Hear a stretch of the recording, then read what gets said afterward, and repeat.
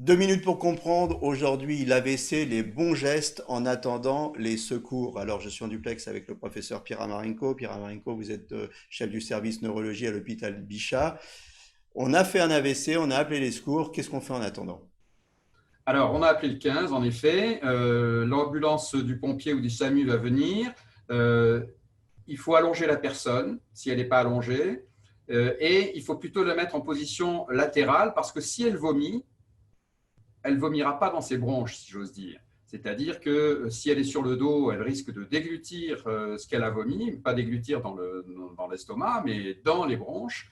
Et on appelle ça une pneumopathie d'aspiration. Ça crée immédiatement une infection pulmonaire extrêmement sévère qui fait la morbidité d'ailleurs de l'AVC et qui peut occasionner la mort dans plus de 20% des cas.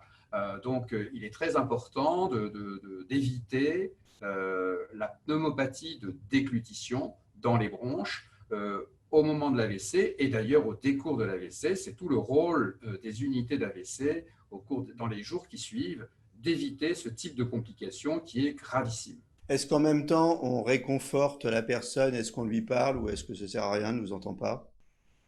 Si, elle entend parfaitement.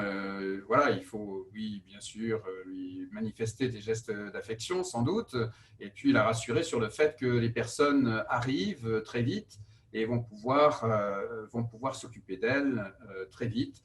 On peut guérir de l'AVC, c'est tout à fait possible si on est traité dans les premières heures. Voilà, on ne le dira jamais assez, l'AVC, une véritable course contre la montre. Pour la gagner, appelez vite le 15, mettez la personne en position latérale de sécurité en attendant l'arrivée des secours. À très bientôt.